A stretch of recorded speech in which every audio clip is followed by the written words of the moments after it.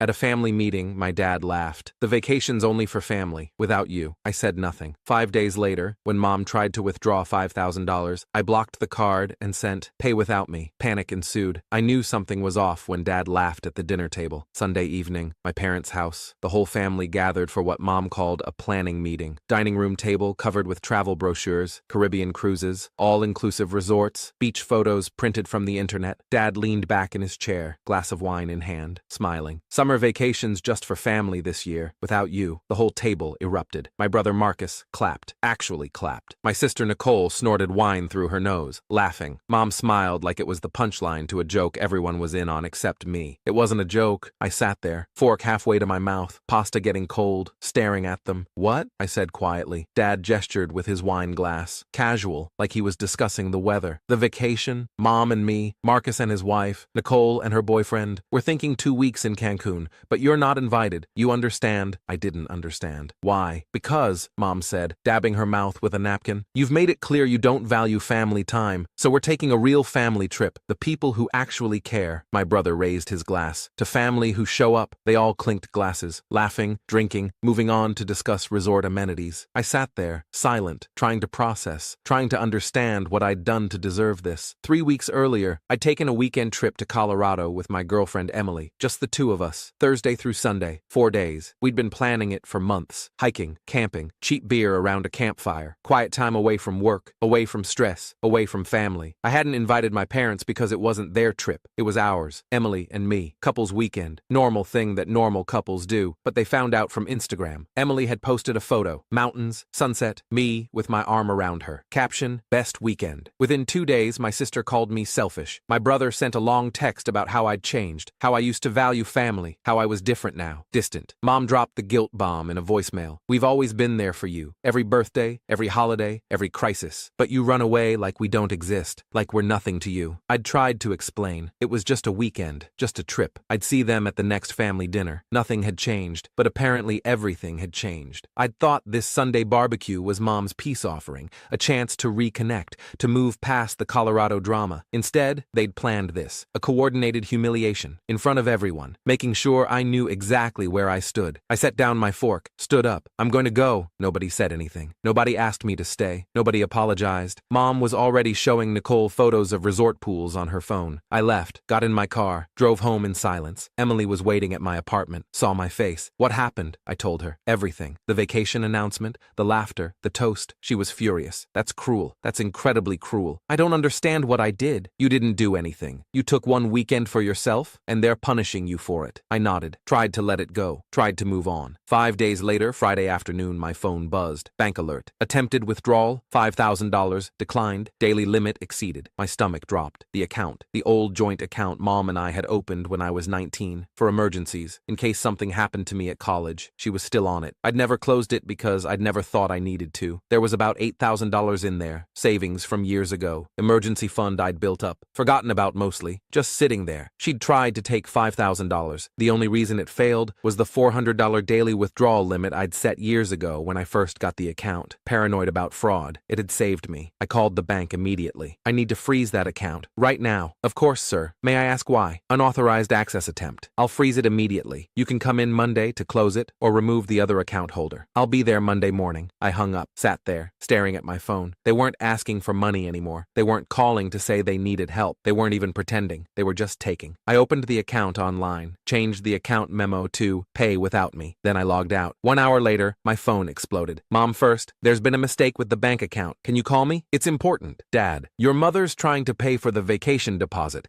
The account isn't working. Fix it. Marcus, dude, seriously? You're blocking Mom from the account over a stupid argument? Nicole, series of laughing emojis. Then a screenshot. The declined transaction showing $5,000 withdrawal attempt. Caption, when your tantrum affects the whole family, I replied to the group chat. One word. Okay. Then I muted it. But I didn't stop there. I started planning. I opened my laptop, went through every account, every connection, every shared access point, removed Mom and Dad from my emergency contacts at work, removed them from my medical records, removed them from my insurance beneficiaries, removed them from everything, changed every password, email, bank, social media, everything, made them all different, made them all complex, closed the joint account entirely online, transferred the funds to a new account at a different bank, one they didn't know about, called my apartment complex. I I need to update my authorized visitor list. Remove these 3 names. Gave them Mom, Dad, Marcus, Nicole, all of them. None of them could access my building anymore without me buzzing them in. 3 days later, Tuesday evening, I came home from work around 6. My apartment door was unlocked. I always locked it. Always. Paranoid habit from living in the city. I pushed it open slowly, cautiously. My parents were inside, sitting in my living room like they owned the place. Dad was flipping through my photo albums, the old printed ones from college, my private things. Mom had brought an overnight bag, like she'd planned to stay. It was sitting by the couch. My sister Nicole was sprawled on my couch, shoes kicked off, feet on my coffee table, scrolling her phone, eating my snacks. What the hell? I said. Mom stood up, smiled, sweet, fake. We needed to talk. You weren't answering your phone, so we let ourselves in. Emily appeared behind me. She'd driven over separately, walking up just as I opened the door. You broke into his apartment, she said. Not a question. A statement. Mom gave her an icy look. Cold. Dismissive. This is family business, private. It doesn't concern you. Dad set down my photo album. Looked at Emily. This is your fault. He wasn't like this before you. You've changed him. Poisoned him against his own family. Nicole laughed. He's being such a flake. It's embarrassing. How did you get in? I asked. Mom smiled. I kept a copy of your key from when you first moved in, just in case. Mother's intuition. You need to leave. Right now. We're not leaving until we settle this, Dad said, standing up. Voice firm, authoritative. The voice he used when I was a child and he was laying down the law. You embarrassed us. You blocked the account. You're acting like a child and you owe us. Owe you what? A vacation. Compensation for abandoning us, for choosing her, he pointed at Emily, over your own family. Get out of my apartment. Mom's face hardened, sweet mask dropping. You're making a huge mistake. Get out. They left slowly, dramatically, making a show of it. Dad grabbing his jacket, Mom picking up her bag, Nicole putting her shoes back on with exaggerated movements. At the door, Mom turned, looked right at me. You're going to regret this. You have no idea what you've just done. The door closed. Emily immediately locked it. Deadbolt. Chain. That was insane, she said. They kept a key. They broke in. That's illegal. I called the landlord that night. Someone entered my apartment without permission today. I need the locks changed. Tomorrow, if possible. Was it a break-in? Should I call the police? It was my parents. But yes, I don't want them to have access anymore. I'll have maintenance change the locks first thing tomorrow morning. That night, lying in bed, I couldn't sleep. My mind racing, trying to figure out what to do, how to protect myself, how to stop this from escalating. Then I thought of someone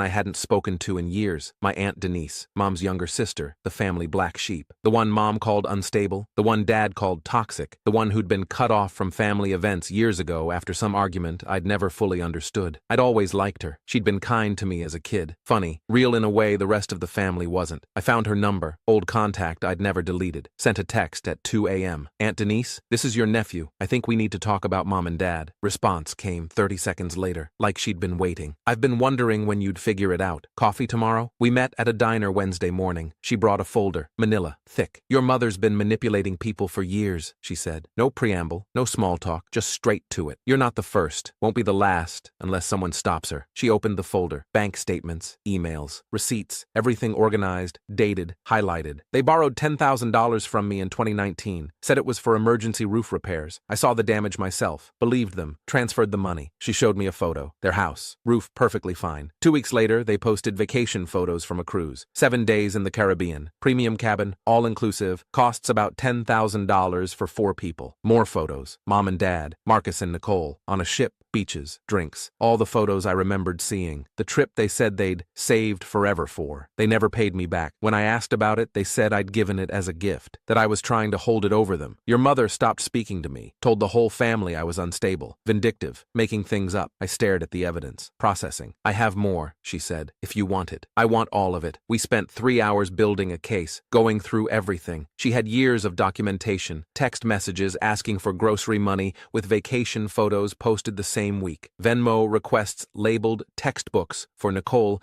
that matched concert ticket purchases. Screenshots of Dad begging for car insurance helped the same week he bought a $3,000 flat-screen TV. Pattern after pattern, lie after lie. I added my own documentation, the $5,000 withdrawal attempt, screenshots of the group chat, photos they'd posted of the Cancun resort they were planning, cost $12,000 for 2 weeks, the money they'd tried to take from my account. What are you going to do? Denise asked. I'm going to make sure everyone knows the truth. Thursday, I closed every shared account, removed them from every system, every connection severed, changed my phone number, gave the new one only to Emily and Denise, nobody else. Friday, I posted one photo to Facebook, tagged the whole family, mom's side, dad's side, everyone. The photo was my parents in Aruba from 2021, the trip they'd taken the same month they'd called me crying about being broke, about needing rent money, the $2,000 I'd transferred to help them, money I'd never seen again. Caption: sometimes the people who call you selfish are just mad you stopped funding their lifestyle. Here's the emergency they needed $2,000 for in March 2021. Aruba, all inclusive. While I ate ramen to make up for helping them with rent, the family exploded.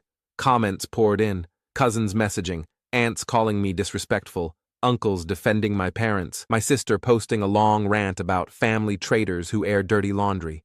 I didn't respond to any of it.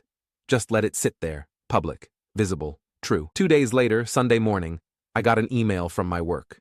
From HR. Subject: formal complaint. Investigation required. My stomach sank. An anonymous complaint had been filed claiming I was emotionally unstable and creating a hostile environment for my 4th grade students, that I'd been aggressive in class, that parents were concerned. I was a teacher, elementary school, 4th grade. I'd been there for 6 years. Never a single complaint. Loved my job. Loved my kids. They'd gone after my job. I called Denise immediately. They filed a complaint at my work. Anonymous. Trying to get me fired. Can you trace it? I don't know. HR wouldn't tell me anything except that I was under investigation. Give me 24 hours. She called back Monday evening. The complaint came from an IP address registered to State University, the dorm network, your sister's college. Nicole, I have a friend in IT there. He pulled the logs. Room 347, her dorm room. Timestamp matches the email send time exactly. I need a lawyer. I know someone. I'll call him tonight. Tuesday, I met with the lawyer. Brought everything. The break-in. The key they'd kept, the withdrawal attempt, the Facebook evidence, the work complaint traced to Nicole's IP address. This is harassment, he said, possibly stalking depending on the pattern. The break-in is criminal trespassing. The work complaint is defamation if it's false. What do I do? We document everything. File for a restraining order. Notify the school board about the false complaint with evidence. Let them handle Nicole, and we send a cease and desist to your parents. If they continue, we escalate. Do it. All of it. Wednesday, I sent one final message to the extended family group chat. Both sides, everyone who'd been commenting on the Facebook post, everyone who'd been calling me disrespectful, everyone who thought they knew the story. I attached everything, every receipt, every lie, every manipulation, the attempted $5,000 withdrawal, the break-in report I'd filed with my landlord, the false work complaint traced to Nicole's dorm IP address with timestamps, Aunt Denise's documentation of the $10,000 roof repair that became a cruise, every vacation photo paired with every "we're broke" text message asking for money. One line: before you believe their version of me, see the version of them they never mention. I'm done being their ATM and their scapegoat. Posted it. Left the group chat immediately. Didn't wait for responses. The chat apparently went silent. Denise told me later. 5 minutes of nothing, then 10. Then my dad's sister, Aunt Caroline, messaged, "This is disgusting. I can't believe I defended them." Then others. One by one. Cousins, uncles, people who'd called me disrespectful, now apologizing, now seeing it. Mom texted Emily directly. I saw it on Emily's phone. "You poisoned him. He wasn't like this before you. This is your fault. You destroyed our family." Emily showed me. Should I respond? Block her. Block all of them. She did. Thursday, the lawyer filed the no-contact order, restraining order against all 4 of them. Mom, Dad, Marcus, Nicole. Stay 500 feet away from me. Emily, my workplace, my apartment. Filed the trespassing report with police. My landlord provided the security camera footage showing them entering my building, showing Mom using a key, showing them leaving an hour later. The school board received the evidence package about Nicole's false complaint, the IP trace, the timestamps. Everything. They immediately closed the investigation into me and opened one into the complaint itself. Potential charges against Nicole for filing a false report. My landlord changed my locks that day. Installed a security camera above my door. Interior one facing the entryway. Nobody was getting in again. Friday, Emily and I found a new apartment across town. Bigger. Better. 2 bedrooms. Office space for her. Clean break from everything. Signed the lease. Put down deposit. Move-in date. 2 weeks. I deleted the family group chat, blocked every number, every social media account, every connection, started sleeping through the night again for the first time in weeks. 2 months later, mid-September, my phone buzzed. Unknown number. I almost deleted it automatically. Then I saw the preview. "Please, we need to talk. This has gone too far. Mom, new number somehow." Last attempt. I stared at it for 30 seconds, then blocked the number without reading the full message. Deleted it.